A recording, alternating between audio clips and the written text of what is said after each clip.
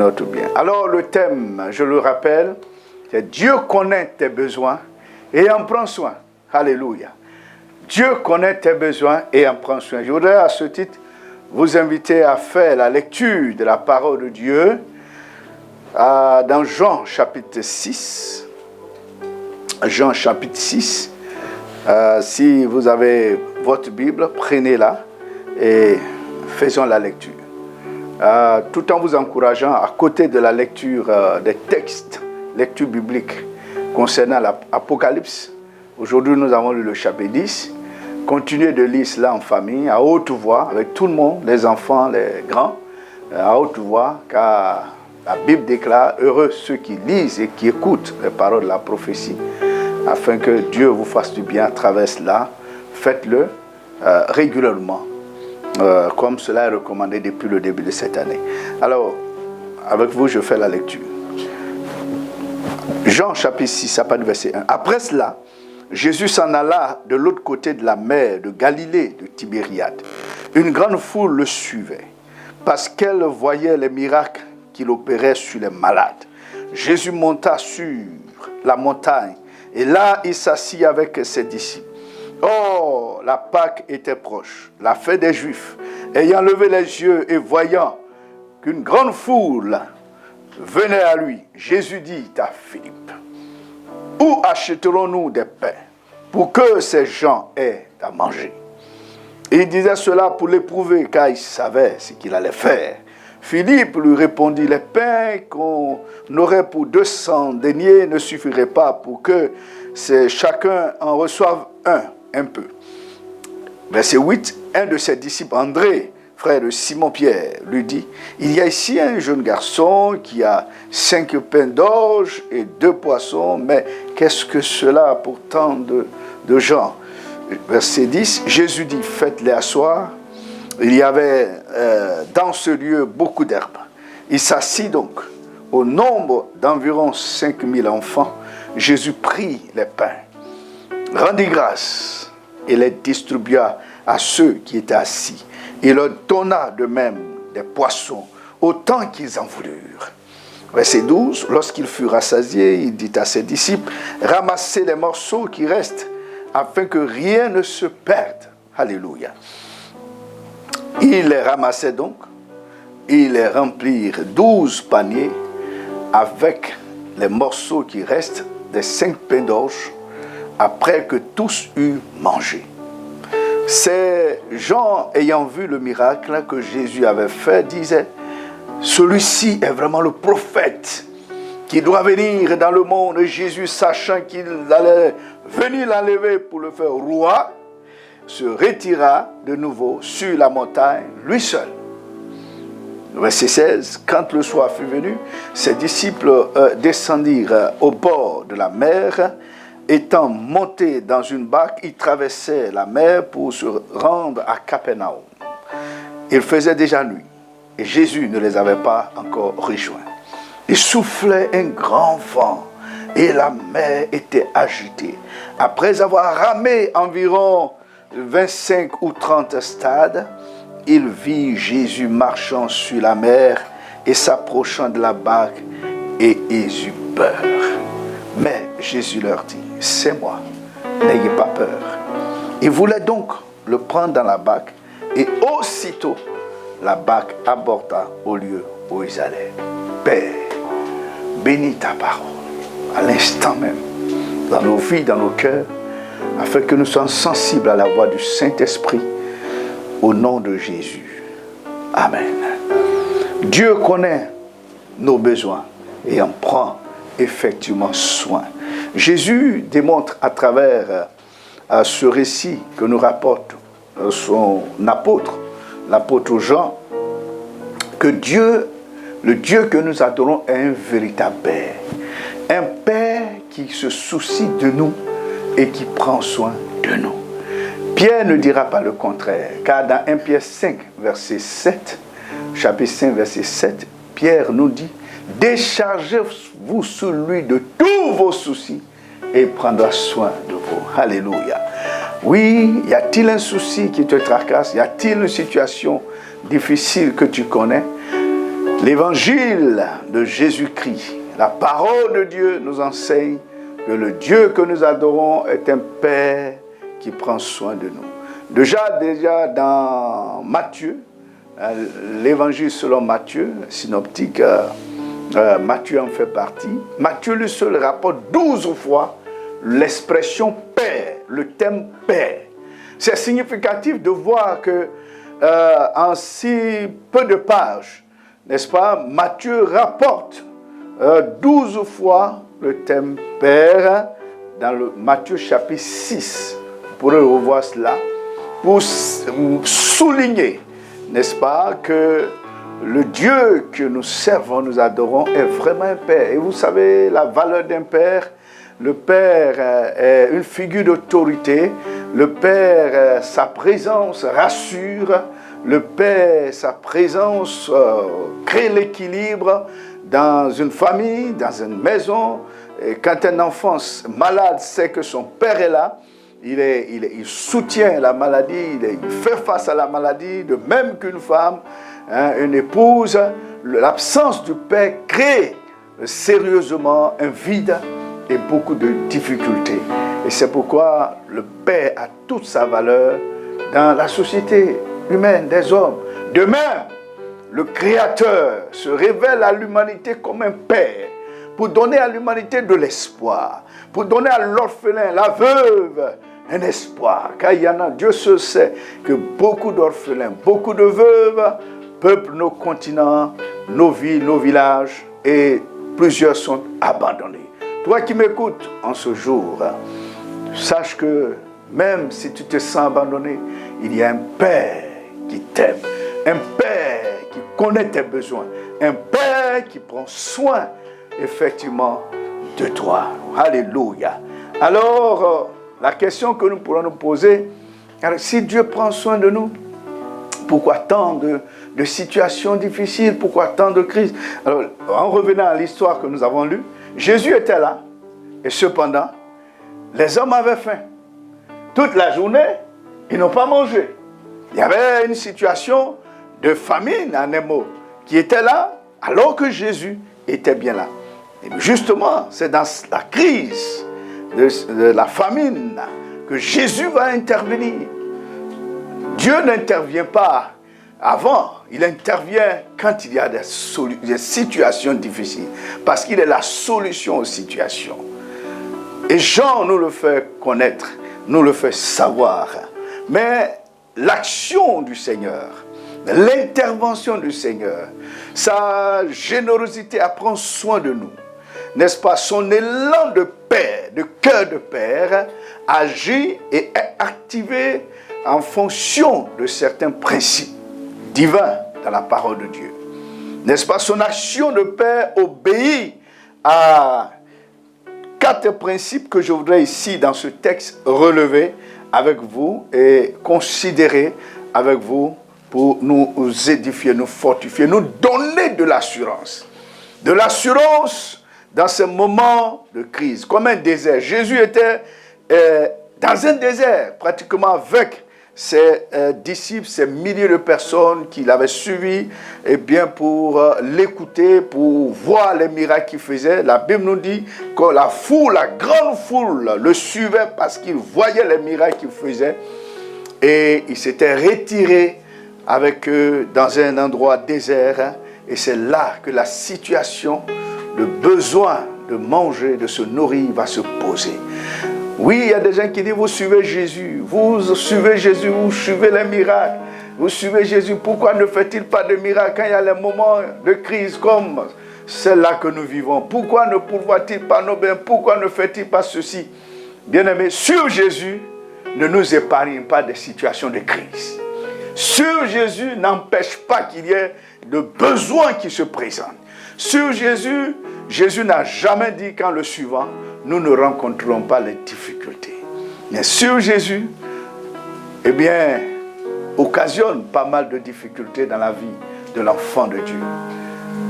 Et c'est alors que quand les difficultés se présentent, le Père de gloire se signale.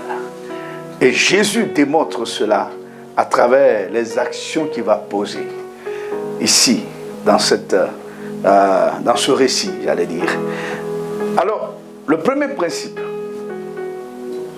auquel obéit l'intervention de Jésus pour prendre soin de nous, c'est le principe de la foi. J'ai appelé ça le principe de la foi que nous trouvons au verset 5, au verset 6 en particulier. Le verset 5, Jésus lève les yeux et il regarde et voit la foule. Pour dire que Jésus, il connaît le besoin de la foule. Il regarde la foule. Il n'interroge pas la foule qui est là pour savoir qu'il a un besoin. Qu'elle a un besoin, il savait cela parce qu'il est Dieu. Il connaît cela. Il est sensible aux besoins. Oh, que les yeux de Jésus se lèvent sur toi et sur ton besoin. Ne pense pas que tu es seul à partager ce besoin, cette situation difficile. Jésus te regarde et ses yeux parcourent toute la terre et se posent sur toi.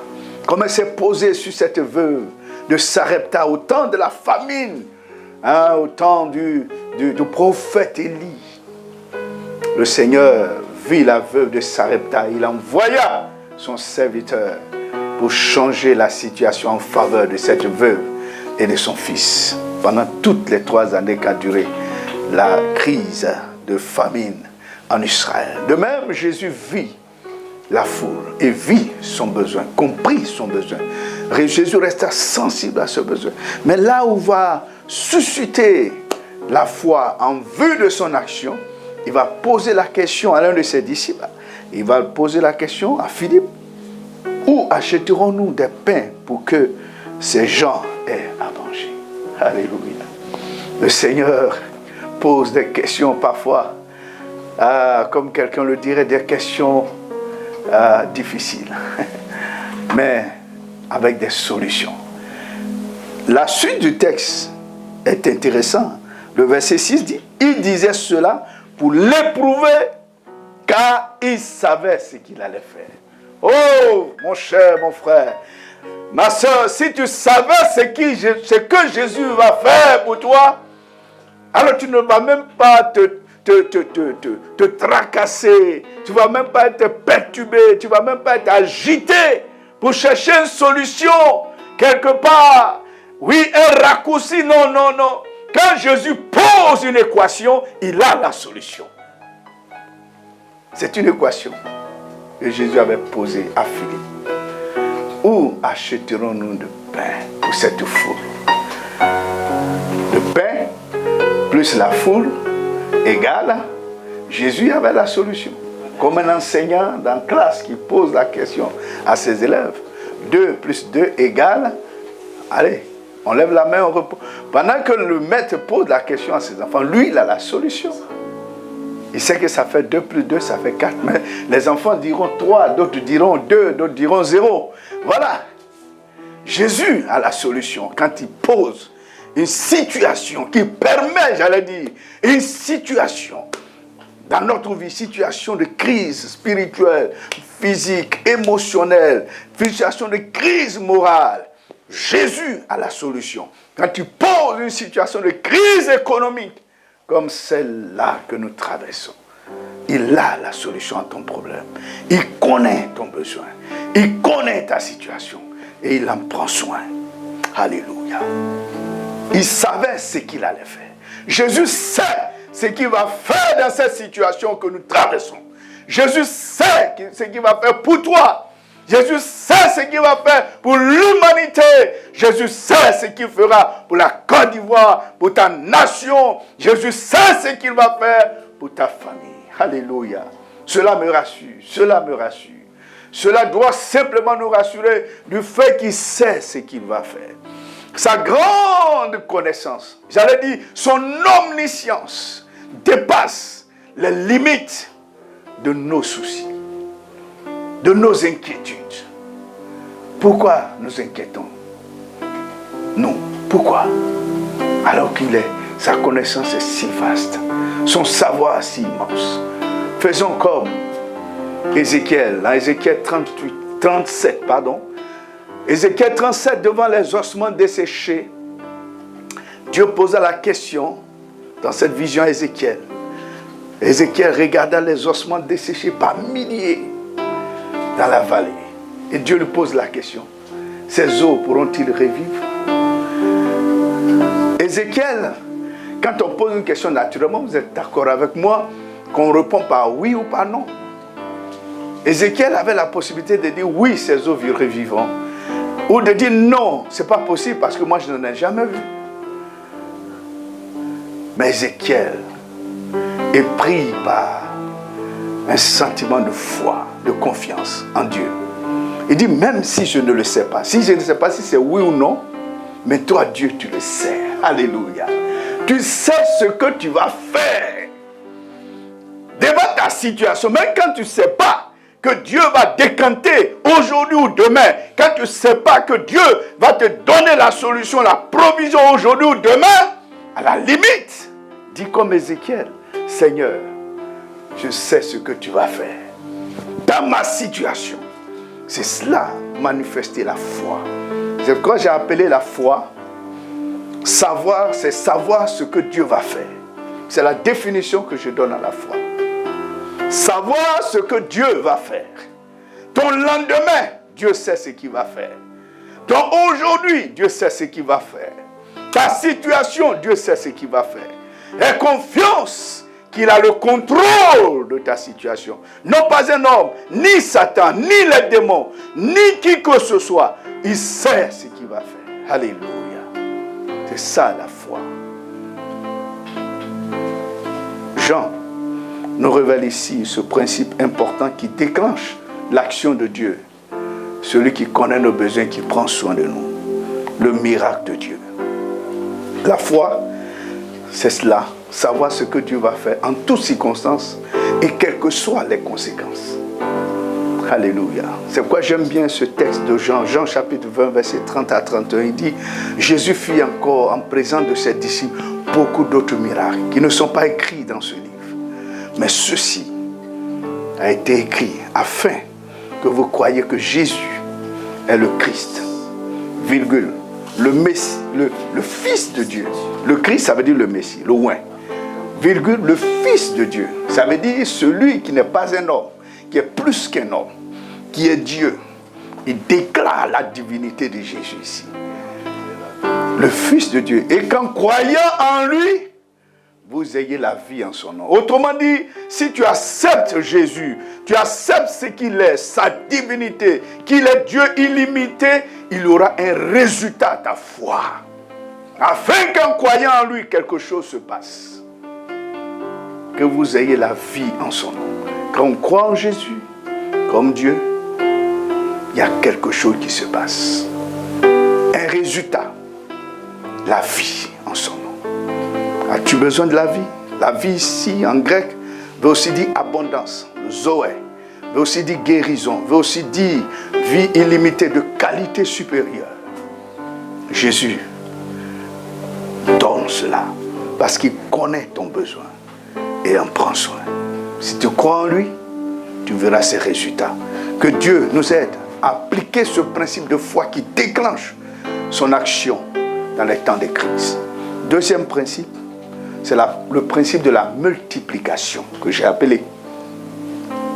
Jésus, après avoir posé la question à Philippe, c'est André, un autre disciple qui donne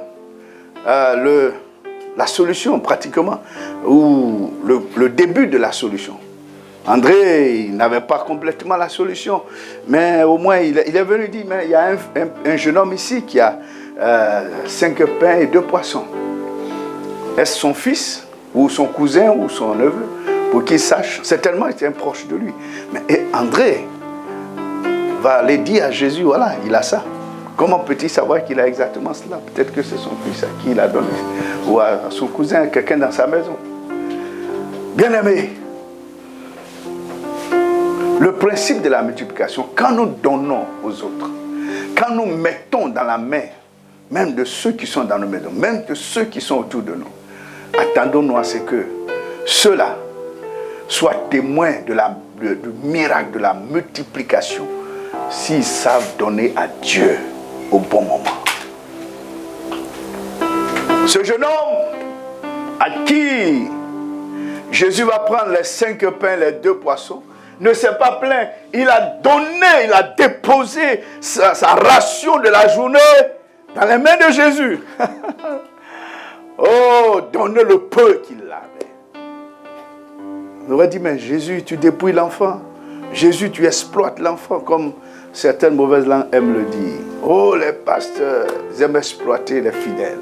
Ils aiment prendre ce qui est avec eux. Jésus n'est pas un escroc. Un vrai berger n'est pas un escroc. Et c'est vrai, malheureusement, aujourd'hui, il y a des escrocs parmi les bergers, mais c'est des faux bergers. Je suis au regret de le dire.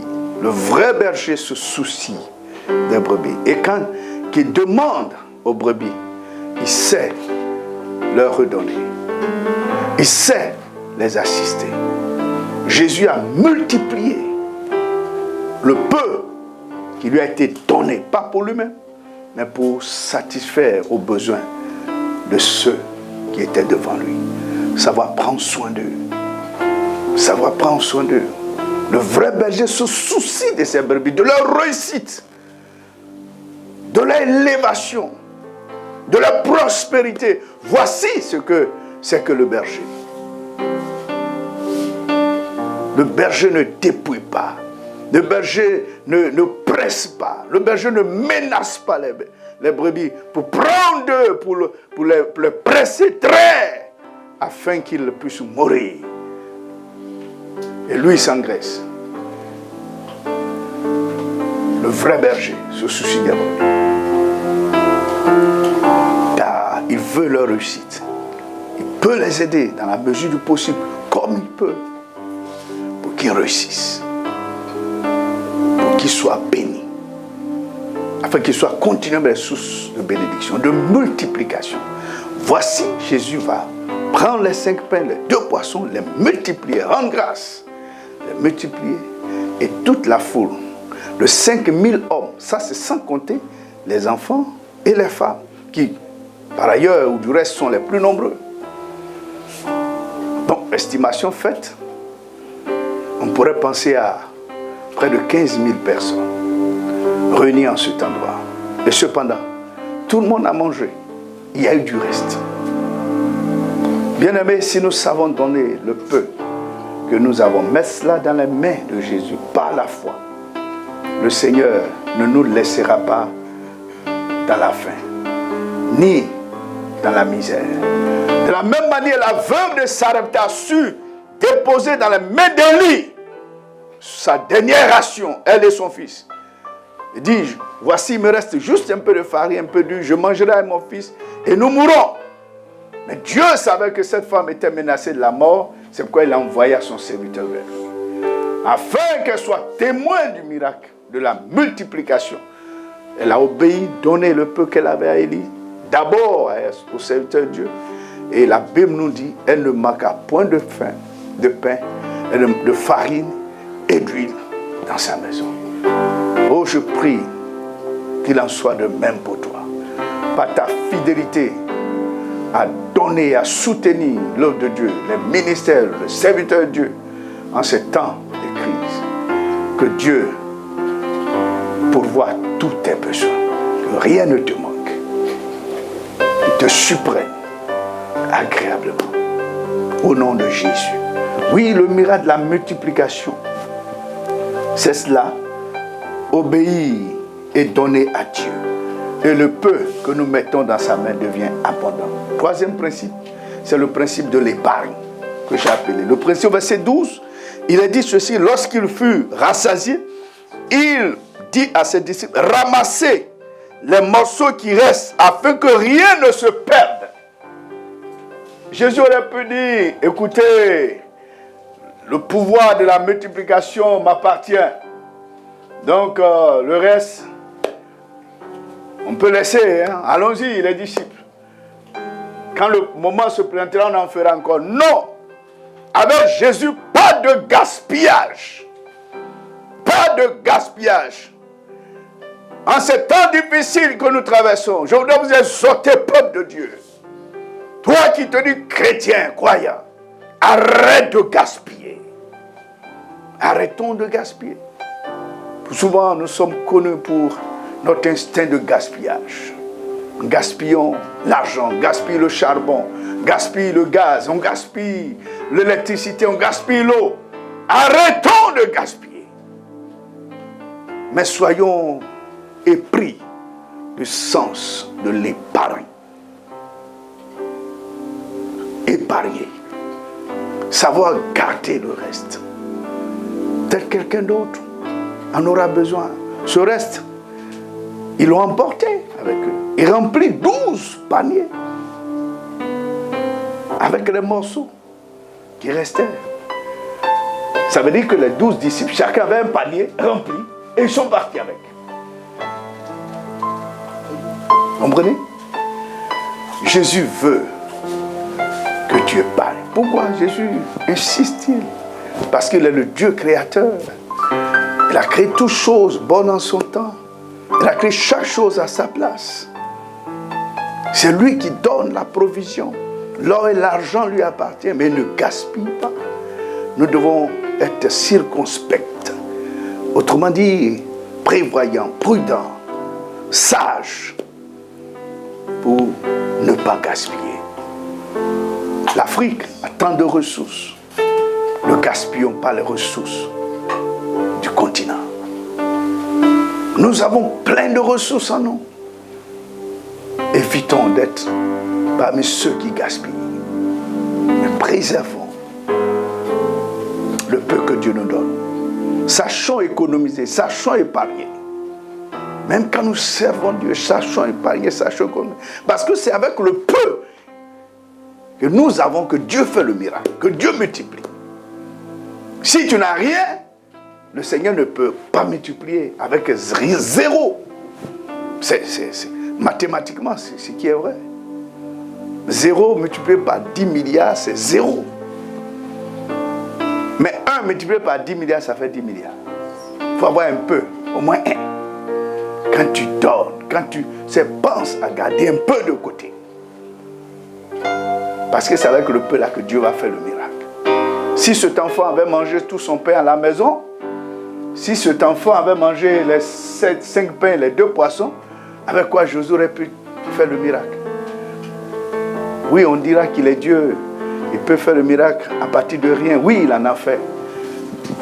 Mais le temps est venu. Dieu veut collaborer avec nous. Dieu veut utiliser ce que tu as. Amen. Le peu que tu as, pour que tu sois témoin de l'abondance et du miracle. Bien-aimés, malgré les tempêtes dans nos vies, Dieu est celui qui se positionne comme le Dieu souverain, celui qui a le contrôle. Cela m'amène à vous considérer le dernier principe, vous amener à considérer ce dernier principe qui est le principe de la souveraineté divine. Pour que Dieu déclenche son action d'intervention envers nous, pour que Dieu agisse, il y a le principe de foi, le principe de multiplication, le principe d'épargne, mais aussi le principe de la souveraineté divine en action. Dieu agit. Il a le contrôle. Toutes les situations, les tempêtes qui arrivent dans nos vies, Dieu les permettra, Dieu le laissera faire parfois. Mais une chose est sûre, c'est lui qui démontre au dernier moment qu'il a le contrôle de toutes choses.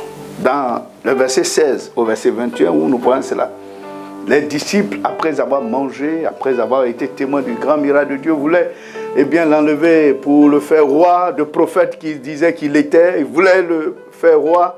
Jésus leur a dit non, il n'en est pas question. Il les a chassés littéralement. Ils ont traversé. Et pendant la traversée, au milieu de la traversée, j'allais dire, après de 3 kilomètres de distance parcourue et de l'arrivée, parce que la mer de Galilée, dans sa largeur, la largeur la plus grande, à peu près 6 kilomètres. Et ils avaient fait 25 ou 30 stades à calculer, ils étaient à peu près à moitié de la distance parcourue. Donc au milieu là, ils ne pouvaient plus avancer. Ils faisaient du surplace. Parce que Jésus n'était pas avec eux. Et dans la tempête, Jésus n'y était pas. Je voudrais te dire, toi, bien-aimé, que sans Jésus, s'il n'est pas dans tes affaires, tu feras du surplace et tu n'avanceras pas. Tu ne connaîtras pas une destinée d'aboutissement. Non. Sans Jésus, tu vas peiner et tu ne vas pas moissonner. Laisse Jésus dans ta barque. Laisse Jésus dans ton cœur. Laisse Jésus dans tes affaires. Laisse-le prendre le contrôle de toutes choses. Voyez-vous, Jésus va démontrer qu'il est plus qu'un roi. Eux qui voulaient l'enlever pour le faire roi. Il va leur démontrer à ses disciples qu'il est plus qu'un prophète. Eux qui disaient qu'il était un prophète. Parce qu'au milieu de la tempête, Jésus va se laisser transporter par les eaux tumultueuses et le vent de la tempête. Chez nous en Afrique, nous savons que les rois sont souvent transportés par le passé, étaient transportés par les hommes, les portaient sur les épaules, parce qu'ils sont rois. Mais Jésus est plus qu'un roi. Il s'est fait transporter par les éléments déchaînés de la nature. Il marche au milieu de l'eau, la tempête, pour démontrer sa souveraineté sur tous les éléments déchaînés de la nature. Qu'est-ce qui est déchaîné contre toi, contre ta réussite, contre ta traversée, contre ta destinée? Si tu crois en Jésus, ce Dieu souverain, il viendra te sauver de ce qui te retarde et de ce qui te menace. Bien-aimé, Jésus va arriver au niveau de ses disciples, ils vont le reconnaître.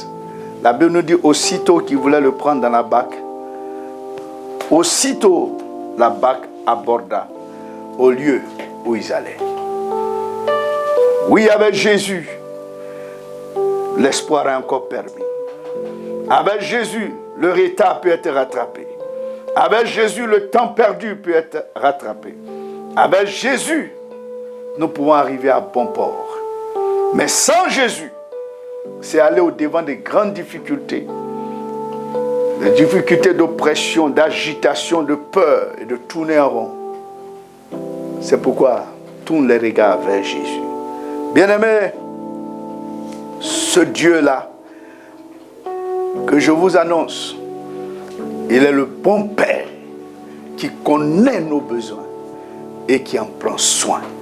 Alors faisons-lui confiance. Ayons foi en lui.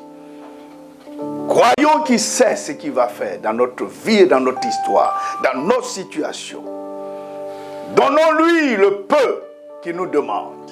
Mettons dans sa main le peu qu'il nous demande.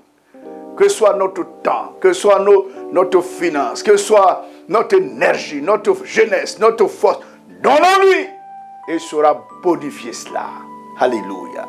Oui, faisons preuve de sagesse afin d'épargner. Parce qu'il aura toujours besoin de ce que tu as.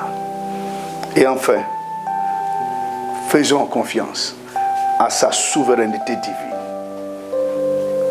Croyons qu'il a le dernier mot, le contrôle de toutes choses et de toutes situations. En le faisant, nous verrons Dieu agir et nous bénir. Et sur ces paroles, je voudrais vous inviter à prier avec moi, peuple de Dieu.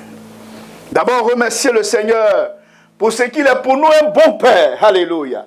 Un bon Père qui connaît nos besoins et qui en prend soin. Bénissons le Seigneur pour cela. Nous te remercions, Seigneur. Nous te remercions parce que tu es pour nous un bon Père. Tu prends soin de nous, tu connais nos besoins et tu nous diriges dans ces besoins. Tu veilles sur nous, tu connais le besoin de mon frère, le besoin de ma soeur. Tu connais les besoins spirituels, psychologiques, au plan émotionnel qui le tracasse. Seigneur, la peur, les craintes qu'il traverse. Oui, Dieu, assure, Seigneur, la sécurité. Prends soin de lui. Et cela au nom de Jésus, notre Seigneur. Tu vas prier, demander pardon à Dieu pour avoir douté de son amour de Père. Oui, demande au Saint-Esprit de renouveler en toi la foi, malgré le peu que tu as.